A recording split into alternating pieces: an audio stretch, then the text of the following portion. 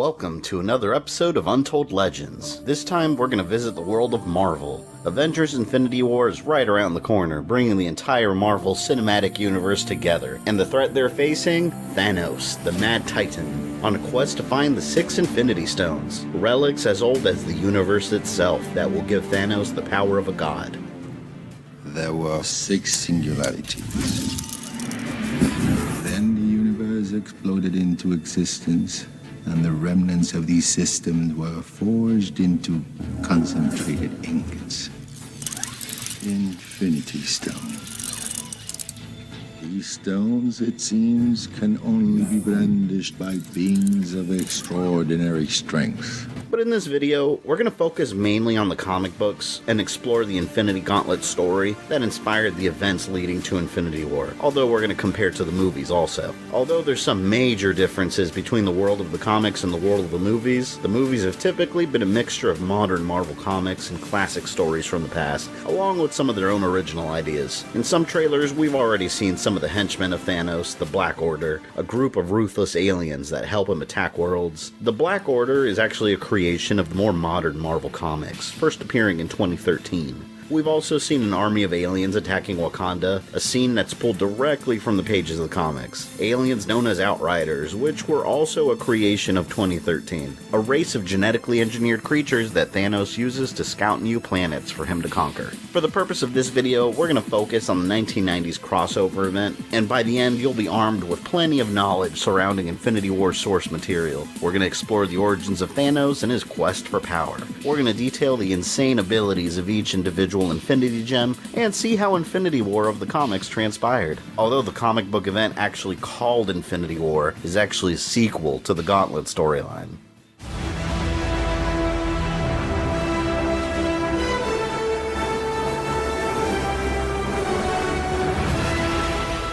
Thanos was born on Titan, one of the many moons of Saturn in the solar system, to his mother, Suisan, and his father, Alars, known as Mentor. Thanos belonged to a group of beings that made their home on Titan called Eternals, an offshoot of humanity that was created by the mysterious cosmic beings known as the Celestials, after experimenting with early humans. But Thanos was born different from the rest of the Eternals. His genes had a mutation, causing him to have purple skin and abnormal features, but his mother saw something much deeper in her newborn baby that terrified her to her core when she looked in his eyes. Grabbing a knife, she tried to end Thanos immediately, but his father rescued him. Thanos grew up as a genius, raised mostly by his father, who taught him everything he knew, though he was usually way too busy to spend time with him. And Thanos' mother had lost her mind after giving birth to him, and he would often go visit her, but she showed him absolutely no love. And his earliest memory of her was an attempt on his life. In his school life, the other children always looked at him with curiosity since he looked so different from them, and he was also a sensitive child, not even being able to handle dissecting a native life form in class. Running out sick to his stomach, he met a mysterious young girl that confronted and befriended him, convincing him that there was a cave that he could explore to conquer his fears. Taking some of his friends with him, the group explored the cave, but it was unstable, and it collapsed on the children. For 3 days, Thanos dug his way out of the rubble, searching for an escape. After digging himself free, Thanos discovered that his friends hadn't survived, and their remains were being eaten by the lizards living in the cave. This experience changed Thanos forever, and his new friend couldn't be more pleased. Unknown to him, this young girl was actually a manifestation of death, a cosmic being as old as the universe, that embodies decay and destruction. Death found herself intrigued by Thanos, and wanted to bring out the savagery that she felt within him, convincing him to return to the cave and avenge his friends, which he did mercilessly. After this, he became obsessed with discovering why he was so different from the rest of his people, and decided the answer lied inside other living creatures, capturing animals and butchering them while they were alive, as death encouraged him to continue his search for answers. Over time, Thanos fell in love with her, not knowing her true nature, and was constantly pushed away, as death has no interest in love. Learning nothing from killing animals, Thanos moved on to people, gutting several innocent victims he had kidnapped around Titan. Other students, children, children, his own professors. Thanos didn't care who it was, he just wanted answers. After murdering 17 people, he decided the answers he was searching for must be inside his mother, strapping her down and shoving a knife deep into her, just like all his other victims. But he was unsatisfied. He actually enjoyed the killing, something he had been trying to hide from himself for years. After his mother's death, he left Titan to go find meaning in his life and settle down with multiple women throughout the galaxy, having children in the hope that he would find fulfillment within family someday. But all words from the various women he met and the families he formed still left him with feelings of emptiness. Leaving his families behind, Thanos joined a crew of space pirates, hoping that their exploits would bring him some meaning, and during a confrontation with his captain, he killed him, taking his place as the captain, and embracing what he always knew deep inside. He was a monster. Returning home to Titan, he was confronted by Death, appearing to him as a beautiful grown woman, demanding that he prove his love to her. One by one, he tracked down the women waiting for him to return home, killing them, and the babies that he had fathered, his own children, as an ultimate test of loyalty to Death. He also traveled the galaxy with his crew, raising planets and entire populations, growing stronger and building weapons that would make him all the more terrifying.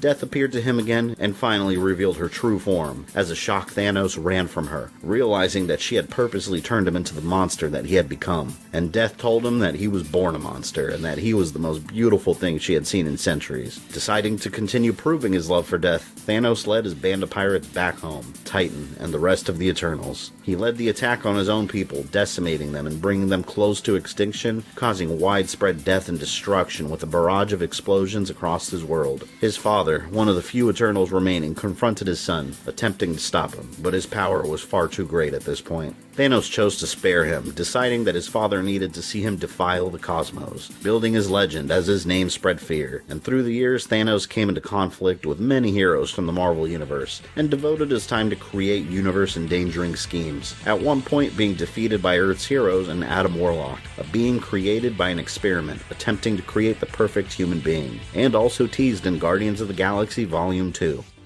That, my child, is the next step in our evolution. More powerful, more beautiful, more capable of destroying the Guardians of the Galaxy. I think I shall call him Adam. In time, Death resurrected the spirit of Thanos and brought him back stronger than ever. As the Silver Surfer, one of the most powerful heroes in the Marvel Universe, stumbled upon the resurrection, even the disembodied spirit of the Mad Titan sent him flying without the least bit of effort, and he later encountered a fully resurrected Thanos, attacking him with his full power, but failing, realizing it had no effect. And Thanos hoped to keep the Silver Surfer distracted by putting worlds in danger, knowing that the hero would act selflessly to save lives. And while the Surfer was busy, Thanos planned his attack on the universe. Life had spread too far and too much, and Death believed that it was causing a cosmic imbalance. There were more beings currently alive than had ever been dead. She demanded that Thanos prove his love for her by wiping out 50% of all life in the entire universe. Such a task would require immense power, but Thanos had learned where to find such power.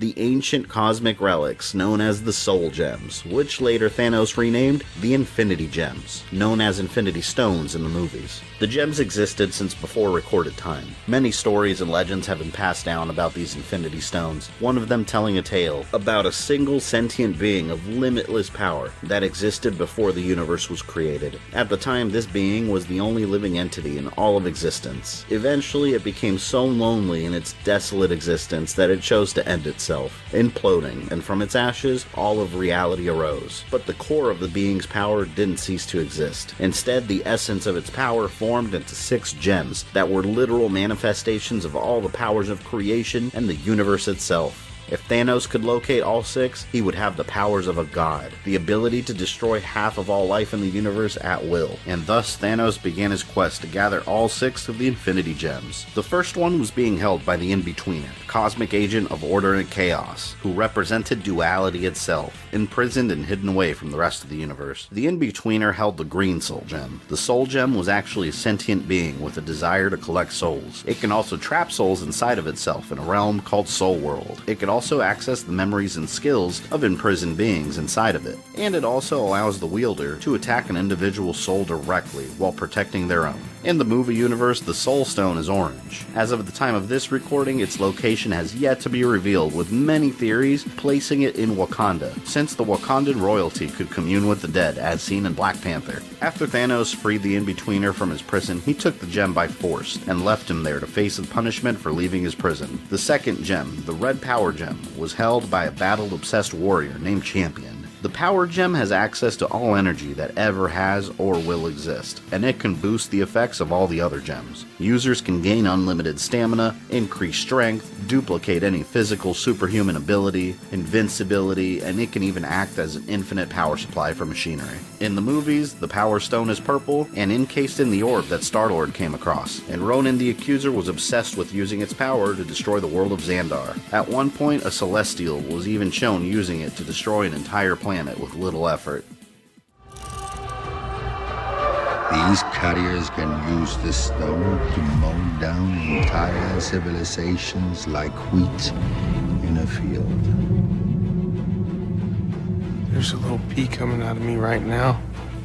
Last time it was seen, it was placed in the custody of the Nova Corps for protection. Thanos was given the Power Stone by Champion after a titanic battle that destroyed an entire planet, ending with Thanos throwing him into another inhabited world. The third gem, the Orange Time Gem, was in the possession of one of the Elders of the Universe, a peaceful man known as the Gardener, that used the gem simply to maintain a beautiful garden, frozen in time. The Time Gem gives total control over the past, present, and future, giving the user visions of possible futures, the ability to time travel, control over the age of others, and the power to put entire worlds in unending time loops. When combined with the power of the other gems, the user can exist at all points in time simultaneously. In the movies, the Time Stone is green, and is in the possession of Doctor Strange, and known as the Eye of Agamotto, and he used it in the battle against Dormammu, putting him in a time loop.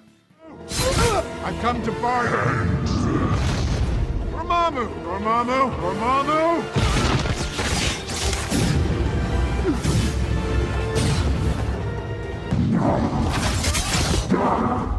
Make this stop! Set me free! Thanos took the Time Gem from the Gardener after he refused to give it up willingly, using the Power Gem to force his plants to grow violently through him, killing him.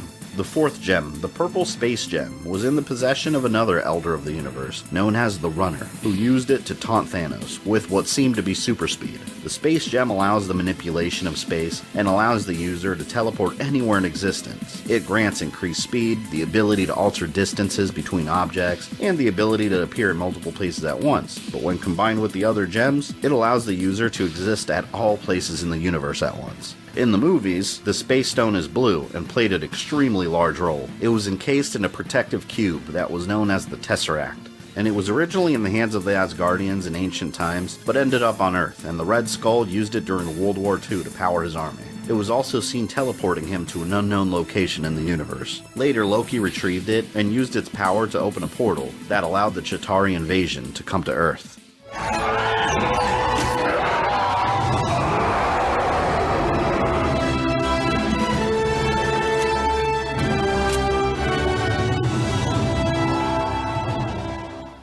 After the conflict, Thor returned it to Asgard, where it's been kept safe ever since. But at the time of this recording, the leading theory is that Loki took it from the vault before Asgard was destroyed in Ragnarok, and is currently holding on to it. And Thanos was successfully able to take the Space Gem from the Runner by using the Time Stone to age him by 1,000,000 years, then reverted him back into the form of a baby, taking him as part of his next plan. The fifth gem, the Yellow Reality Gem, was in the possession of the Collector, introduced in Guardians of the Galaxy Volume 1 in the movies. The Reality Gem had the power to alter reality itself, breaking the laws of physics and the laws of logic. It could resurrect the dead and distort the world around another person, driving them to madness. It can also create any type of alternate reality, and combined with the other gems, it can alter reality on a universal scale. In the movies, the Reality Stone is red, seen in the form of a liquid-like substance known as the Aether. The Dark Elf Malekith wanted to claim its power as his own, until he was stopped by the mighty Thor.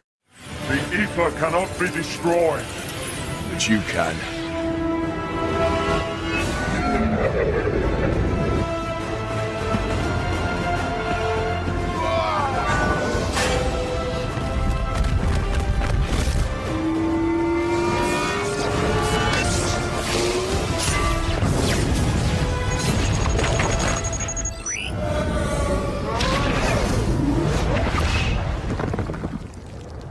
It was last seen being taken by Volstagg and Lady Sif to the Collector, where he kept it safe in his collection. And in the comics, the Collector also had a massive collection of artifacts and rare living creatures. He agreed to trade the gem for the Baby Runner, excited to have an infant Elder of the Universe as part of his collection. And a satisfied Thanos took the gem and reverted the runner back to his original age. The sixth and final gem, the Blue Mind Gem, was in the possession of the Grand Master, introduced in the movies and Thor Ragnarok. One of the oldest living beings in the entire universe, the Grand Master is a cosmic game player who's enjoyed spending his time pitting teams of heroes and villains against each other. The Mind Gem gives users psionic powers like telepathy and telekinesis.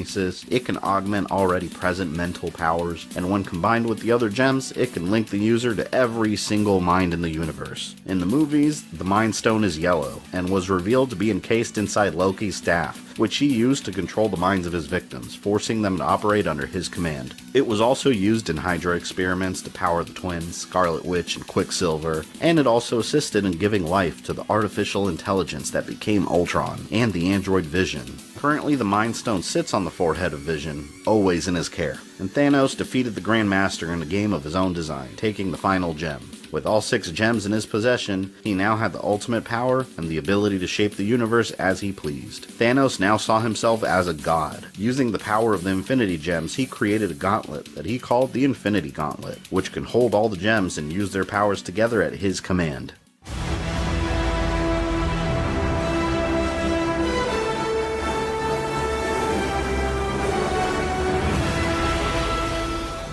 Using his new status, he gathered the allegiance of the demon Mephisto, and attempted once again to gain Death's love. But she still shunned Thanos' advances, and he built a shrine celebrating her with a mere thought. Mephisto suggested that perhaps he hadn't displayed the darkest depths of his soul to her yet, and he needed to do something truly horrific. To prove his depravity to Death, he transported his supposed granddaughter, Nebula, to their location, destroying her youth and her beauty, twisting her limbs and burning her flesh, yet keeping her alive. In the movie, Nebula is represented as his adoptive daughter, rebuilt constantly with cybernetic parts. But even with this savage act, Death was still not impressed. In another part of the universe, after Silver Surfer had learned that Thanos had succeeded in collecting all the gems, he rushed towards the Earth to warn its heroes, crash landing into Doctor Strange's sanctum. In the movie universe, it seems like Bruce Banner may be the one fulfilling this role. And since Death still wasn't impressed by Thanos, he decided to accomplish the task that she had asked him for originally, wiping out 50% of all life in the universe. And with a simple snap of his fingers, chaos and panic spread everywhere. On Earth, Spider-Man's spider senses went off like it had never before, as he witnessed people vanish from the street right in front of him. Captain America witnessed Hawkeye and Cersei vanish, Doctor Strange's assistant Wong fell victim, and S.H.I.E.L.D. was receiving reports of people popping out of existence all around the world. But the Earth wasn't the only place suffering. Out in space, the Skull and Kree empires, ancient enemies, blamed each other for the disappearances and prepared for war. Even the Asgardians in the pantheon of the other gods lost half of their people as well. On Earth, Adam Warlock, the being that previously stood against Thanos, contacted Doctor Strange and offered assistance, requesting his help to gather an army. Even Doctor Doom was tracking the disturbances across the galaxy, outraged that half of his people were destroyed, but the Mad Doctor deduced that this emergency could somehow expand his personal power, and discovered the disturbance coming from Doctor Strange's sanctum, and traveled there to confront Doctor Strange directly, demanding answers, attacking the Silver Surfer, and ordering his Doombots to hold back Strange, as Adam Warlock appeared.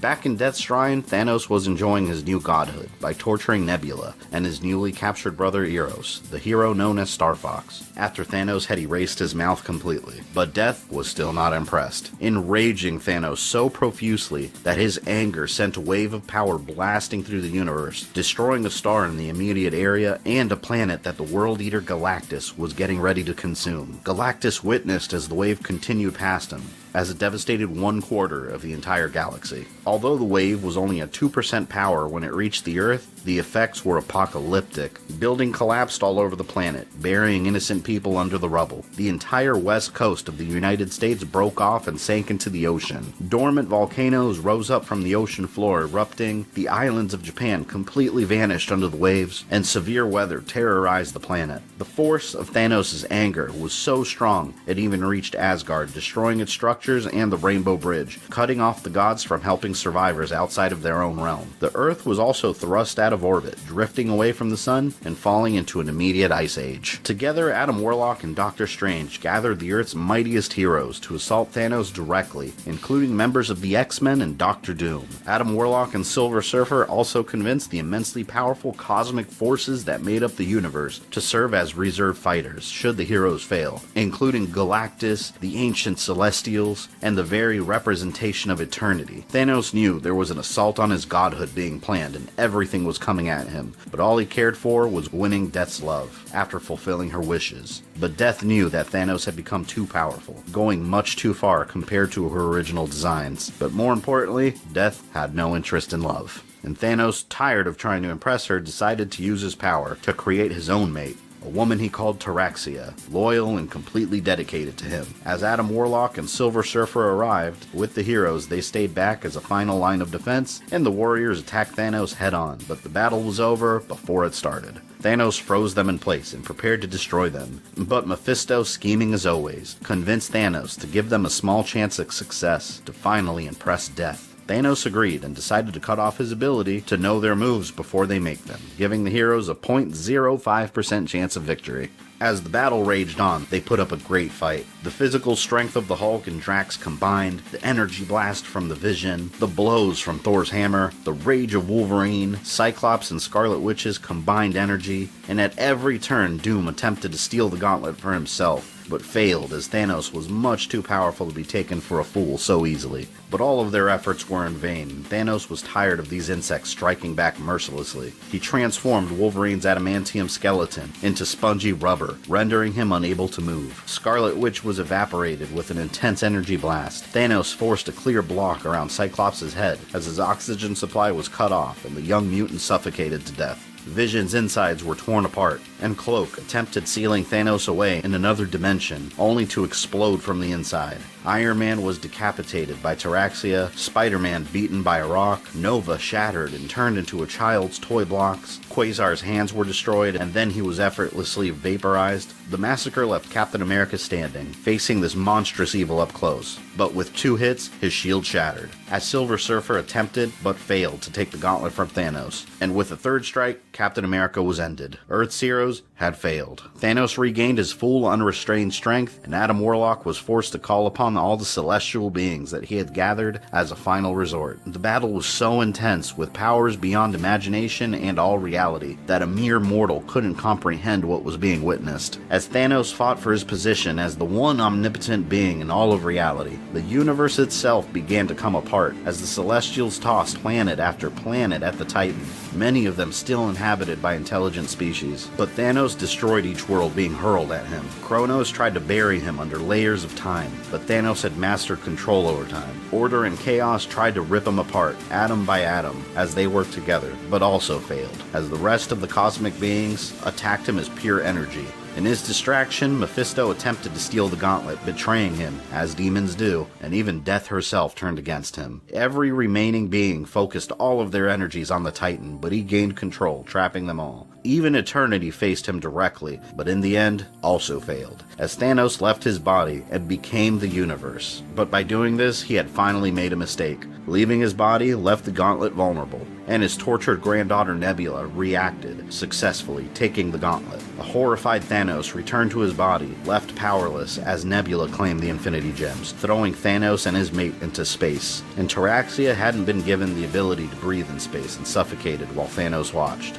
as he was teleported to Earth by Doctor Strange. Nebula was every bit as dangerous with the gauntlet, but she was also unstable without the mental strength that Thanos had to be able to handle these powers. Thanos and the remaining warriors of Earth were forced to work together to undo what he had started. As one, Thanos and the heroes were sent back and together attacked Nebula, who was now as invincible as Thanos was. But unable to control the gauntlet fully, the cosmic beings imprisoned by Thanos were all released, attacking her in force. During the battle, Adam Warlock was absorbed inside the Soul Gem, where his power was actually the greatest. He forced the gauntlet off of Nebula's hand from the inside, ending the conflict at last. and claiming himself as the supreme being in the entire universe. Using the powers of the Infinity Gems, he undid all of the damage and pain that Thanos had inflicted, returning the universe to normal. But the Mad Titan still wasn't finished. He armed a thermal nuclear device he had stored in his belt. If he had lost, he would take everyone with him. But with a blow from his hammer, Thor sent him flying into the cosmos, as the explosion happened from afar.